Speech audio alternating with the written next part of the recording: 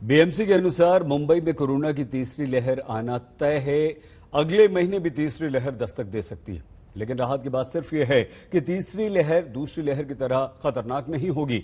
लेकिन सितंबर में आने वाले त्योहारों ने बीएमसी की चिंता को अब और बढ़ा दिया है। मुंबई में कोरोना की दूसरी लहर में एक्टिव केस की संख्या 91,000 तक पहुंच गई थी। इससे सबक लेते हुए महाराष्ट्र सरकार मई जून से ही लगातार कह रही है कि वो तीसरी लहर के लिए तैयारी में जुटी है। जानकारों की माने तो त्योहारों और रिवर्स माइग्रेशन के चलते मुंबई में अगले महीने ही तीसरी लहर आने की आशंका है।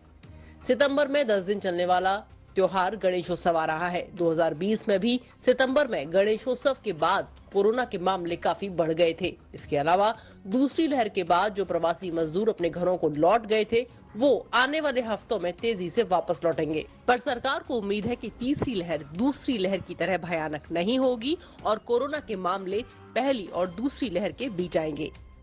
माननीय मुख्यमंत्री जी और हम राज्य का जो टास्क फोर्स है जो गाइड करता है एपिडेमिक में, वह टास्क फोर्स और हमारे स्वास्थ्य विभाग के हमारे सचिव, ये सभी लोग उनके सामने जो चित्र है वो रखेंगे और उसके बाद यह जरूर एक अंदाज व्यक्त किया गया है कि निश्चित तौर पर जो फेस्टिवल सीजन है उसके बाद जरूर संक्रमण की चांसेस बहुत ज्यादा है और तब वो थर्ड वेव का अंदाज जो व्यक्त किया गया है।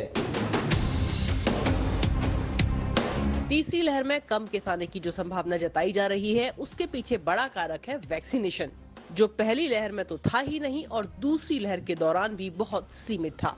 इस समय मुंबई में 73% लोगों को वैक्सीन की पहली डोज लग चुकी है, जबकि 25% लोगों को दोनों डोज। बीएमसी प्लान कर रही है कि ज्यादा से ज्यादा लोगों को दूसरी डोज देने के लिए हफ्ते के कुछ दिन दूसरी डोज के लिए रिजर्व रखे। उधर मुंबई के कांदिवली की एक सोसाइटी में कोरोना के 17 संक्रमित मरीज मिलने से हड़कंप मच गया है। हालांकि राहत की बात यह है कि 17 मामलों में से 10 मरीज ठीक हो चुके हैं, 2 अस्पताल में भर्ती हैं। उस सोसाइटी को कंटेनमेंट जोन घोषित कर दिया गया है। कांदिवली के निवासियों के लिए एक और चिंता की बात यह है कि बीएमसी को इलाके में 5 डेल्टा प्लस वेरिएंट के मामले भी मिले हैं, जिनमें से 4 कांदिवली ईस्ट के और 1 वेस्ट का है। जिन भी बिल्डिंगों से डेल्टा प्लस मामले मिले हैं उन्हें भी सील कर दिया गया है। इसके अलावा मुंबई के एक बोर्डिंग स्कूल के 22 छात्र पॉजिटिव मिले हैं। बीएमसी ने स्कूल को सील कर दिया है। मुंबई आगरीपाड़ा में अनाथ आश्रम के 22 बच्चे कोविड पॉजिटिव पाए गए।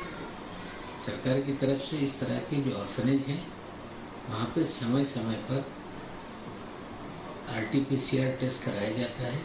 बच्चे पॉजिटिव निकले हैं, निश्चित रूप से उनका इलाज कराया जाएगा और इस तरह से केसेस का आना लोगों को समझना पड़ेगा कि जो सरकार नियम बना रही है, जिस तरह से सरकार लोगों को चाहती है कि सहयोग करे, अगर लोगों ने सहयोग किया तो हमें लगता है इससे कोविड से लोगों को जल्द राहत मिल पाएगी। महाराष्ट्र में लगातार 2 दिन कोरोना के मामले अब 5,000 से ऊपर आए हैं, जो लगभग एक हफ्ते बाद हुआ है। बुधवार को 5,031 केस आए, जबकि गुरुवार को 5108 केस आए। यही हाल मुंबई का है। बुधवार के बाद गुरुवार को भी बढ़कर केस आए। मुंबई में 397 केस दर्ज हुए, जो अगस्त महीने का सबसे बड़ा आंकड़ा है, जबकि 10 दिन पहले 195 केस आए थे। महाराष्ट्र में अब एक्टिव केस 50,000 से ऊपर हैं। पुणे रीजन के बाद MMR में सबसे ज्यादा केस आ रहे हैं। पहली और दूसरी लहर में महाराष्ट्र ने बहुत कुछ झेला है। स्वास्थ्य अधिकारी आगाह कर रहे हैं कि दूसरी लहर से बाहर आ जाने के बाद लोग कोविड प्रोटोकॉल को फिर गंभीरता से नहीं ले रहे हैं, जबकि तीसरी लहर का खतरा मंडरा रहा है। मुंबई से कमलेश सुतार और शिवशंकर तिवारी के साथ आज तक ब्यूरो।